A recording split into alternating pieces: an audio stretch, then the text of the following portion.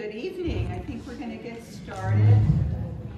Thank everybody for their patience, and I especially want to thank Andrea of the New Mexican for trying to get this stuff going with such a time lag. Henry, thank you. I know it hasn't been easy. Tonight we have a forum for the candidates for State Representative District 46. And my name is Stephanie Schlanger, and I'm your moderator this evening. The League of Women Voters of Santa Fe County thanks the Santa Fe New Mexicans for broadcasting our City of Santa Fe candidate forums this year as a service to the community. They also regularly publish our nonpartisan voter guide.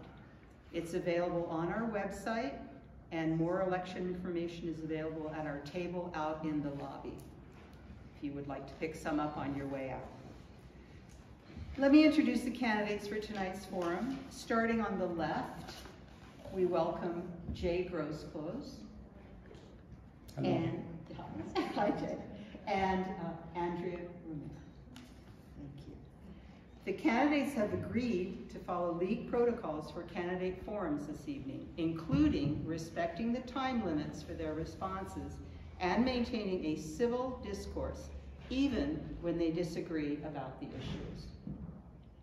We will begin with 2-minute opening statements from the candidates and then ask them a series of questions submitted by you. Not loud enough. For those of you attending remotely, you can email questions to the Santa Fe New Mexican now or at any time during the forum. For those of you attending in person here, submit your questions on the 3x5 cards that you have been given. A runner will come and pick them up if you raise your hand. Feel free to submit as many questions as you like, but one question per note card, please. The candidates will answer the questions in alternating order, and after the question session, we'll conclude with 2-minute closing statements from the candidates. Note that the questions that are directed to one specific candidate or those that contain a personal attack will be eliminated by our screening panel over here. Thank you. The candidates will have 2 minutes for their answers. Our timekeeper is Mary Shrubin, sitting here in the front. When you have 30 seconds left, she will hold up a yellow warning sign. And when your time is up, she will hold up a red stop sign, at which point I ask you to wind up your response as quickly as possible. Thank you. So let's get started. We'll begin with 2-minute opening statements by the candidates. And first we'll hear from candidate Jay Groseclose. Thank you, Mr. Groseclose. Thank you. Thank you for being here. I think I'll stand up a little bit. She said something about we've got binding ourselves to civil discourse. She probably doesn't understand that I'm a civil engineer, and civil engineering includes sewage. So I will try to keep out of the sewage discourse in the discussion here. Help me with that. But the thing that I'm running for is of course the same reason we all are, the future of New Mexico and the way we've headed. Throughout our government, we've got agency problems at every level, just about everything you can, that need revision and addressing. Of course, being a civil engineer, water resources engineer, water is one of my major priorities and one of my major experiences. But I also worked with the Water Quality Control Commission on water standards. That's an important thing that we maintain. We've got other problems to deal with in terms of just the Department of Health.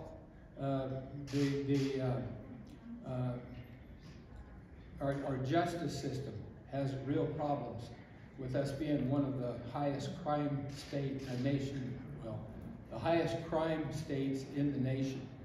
And so those issues kind of spread, there's a number of them, they spread through many of the state agencies, one after another. And they're gonna have to be addressed. I've got some distinct ideas and some distinct experience that I think that I can deal with that on.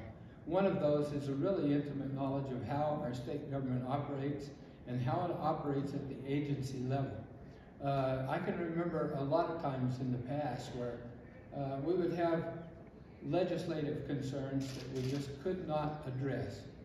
But thank you a lot. I appreciate it. We'll talk to you later.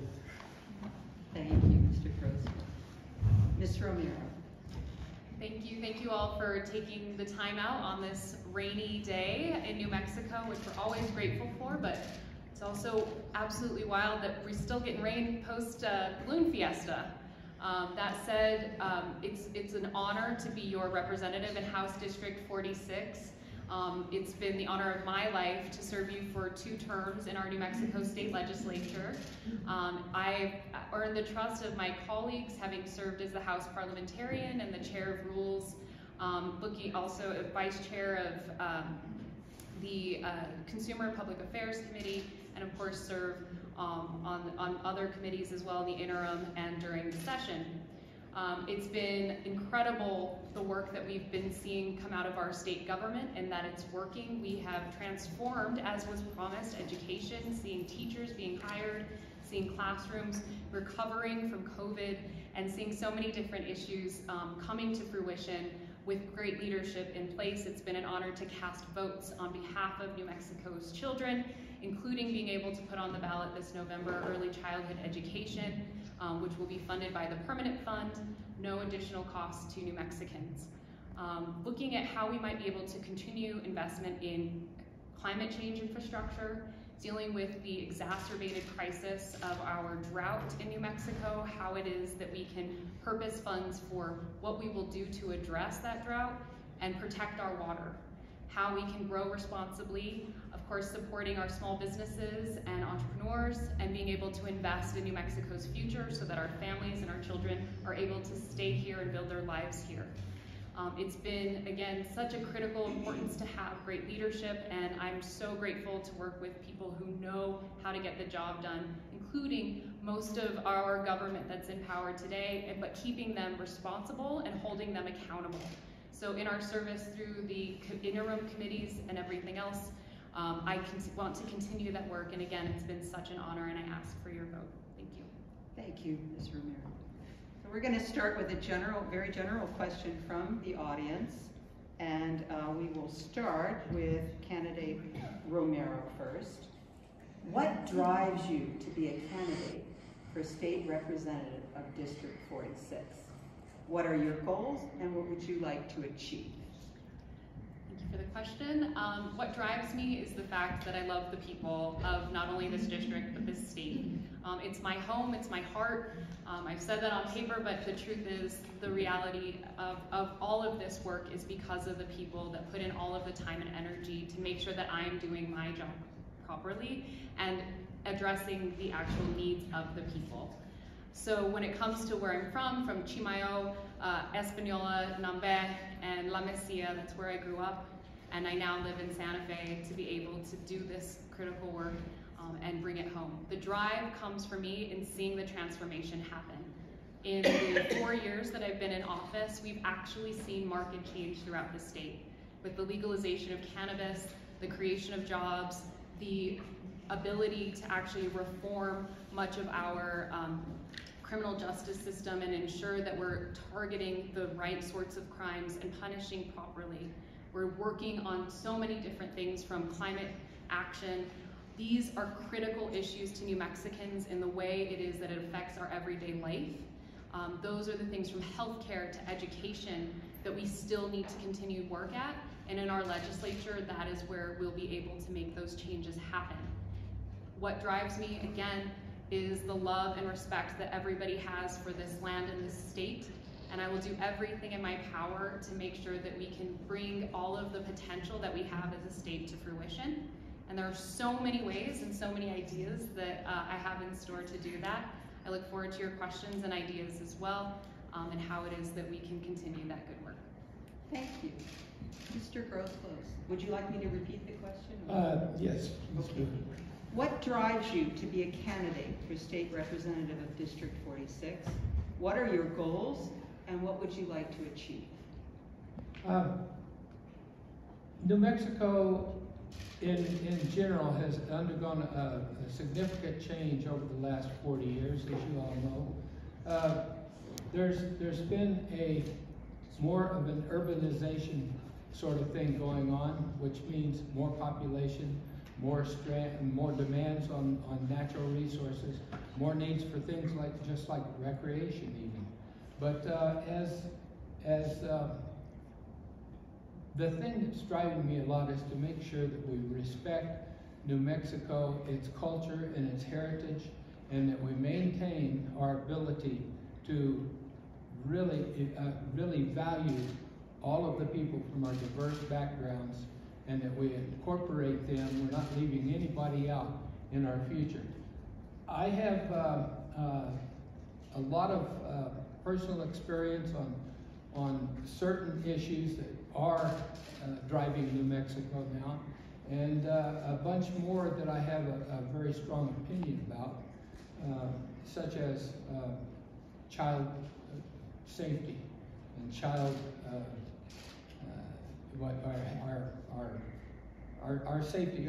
You know, the things that are domestic violence driven, problems that we have, like one of the worst alcohol problems in the entire country. Suicide rate, it's 2 times the average for the rest of the country. 50th in education. And I could go down a whole host of things like that. But the idea is that I want to work on those things, and I bring a diverse amount of really educated experience on trying to deal with those problems. Thank you. Thank you very much. Now we'll have Mr. Groseclose answer this one first. Our community needs skilled workers. Are you in favor of expanding access to vocational training beyond high school? And if so, how do you propose funding such programs? Okay, I actually think that the question is a little bit short-sighted, because I think that a lot of our issues occur before high school, not post-high school. We do have advanced vocational technical needs in this state, and many times, for instance, the labs, they're having to bring people from out of state to do some of the advanced vocational technical type jobs that we have that are needed. Also, that is one area where we have a prime opportunity for growth in support of these laboratories and other efforts that are undergoing as our whole society transitions to more of a technical sort of technically driven kind of society. Well, one of the things I think is that a kid should be able to come out of high school. If he wants to be a carpenter, he should come out of high school with his high school diploma and a apprentice certificate for a carpenter. I think we can do that, and I think that is key. One of the big problems we have in this state is keeping kids in school. With the dropout rate so high, many of the reasons is that the kids are not being engaged. I remember when I was growing up, I knew kids that graduated from high school because they could play football, or they could take auto mechanics, or they could take Future Farmers of America. And so we need to be having those sort of things to keep kids in school. With our community college-driven system of VOTEC, many kids are dropping out before they ever get to that point. And I think that's a situation we have to correct, and we have to direct some of our funding to that. I think a lot of overuse of administration funds is one aspect, and we just need to reform our whole system on how we approach the needs of our citizens. And I apologize for not alternating. I'm sorry, I got a little confused. It's all right. But Ms. Romero, would you like me to repeat the question? I think I'm good. Okay. So yes, we have a dearth of skilled workers in New Mexico. That's why we've committed to paying them what they're worth, and consistently. That's why I'm a strong supporter of unions. And of course, the vocational or technical work that we need after high school should also start in high school, in junior high. If folks are looking for a great job, we have so many of them available across the state and in our district. And what we what are going to continue to do is work with our colleges, universities, our community colleges, and of course our high schools to ensure that folks have access to the training that they want and need.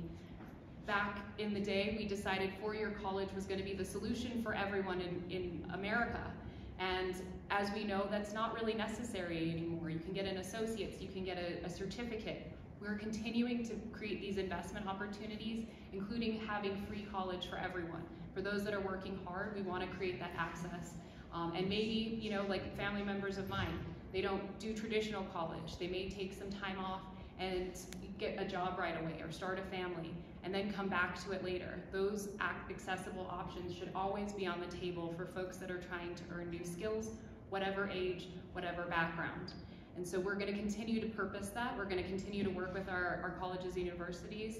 Of course, Northern New Mexico College and the Santa Fe Community College are great examples of those that are meeting the demands very nimbly of what our students need. They've put in countless hours and effort to be able to find the skilled workers to teach those about what's going on.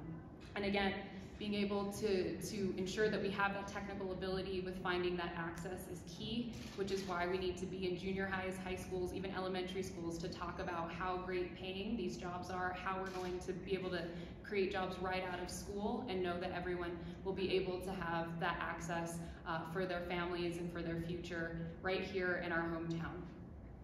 Thank you. Next question, Mr. Groseclose. Do you support women's right to have an abortion? And if not, why not? I believe that's a big question we've faced in this country for many years, and I'm going to give you a little bit of a different answer on that. I want to relate it back to the women's right to vote. How did we solve that issue? We brought that issue to the people. Our government is a government of the people. This is not something that 9 white men in Washington sitting on a bench should decide. This is not an issue that a legislature should decide. New Mexicans need to decide how we want to deal with this, and then if we modify our Constitution, we'll put the issue to rest. If we just do it statutorily, if we just have a legal opinion, we're going to continue with the confusion and everything else that we've had in the past. So I believe that we need a constitutional issue. I think that's the only fair way for New Mexicans to look at the issue. You know, many of the polls now say that we're pretty evenly divided on the issue. And there are some real strong issues to consider. One thing our Constitution does is guarantee us the right to life, liberty, and the pursuit of happiness. We all know biologically that at a certain point, a fetus can survive outside the womb. And I won't get tangled up in the time or date of that right now. The whole issue is that we know that occurs at a certain time. Our Constitution, as it's presently written, guarantees the right to life, liberty, and pursuit of happiness to that person that I believe may still be in the womb. The decision on whether that is the way it remains in the future is best left in the hands of the people. Thank you. Mr. Romero. I fundamentally believe in a woman's right to choose what to do with her body and how it is that she should make that decision with her doctor and her family.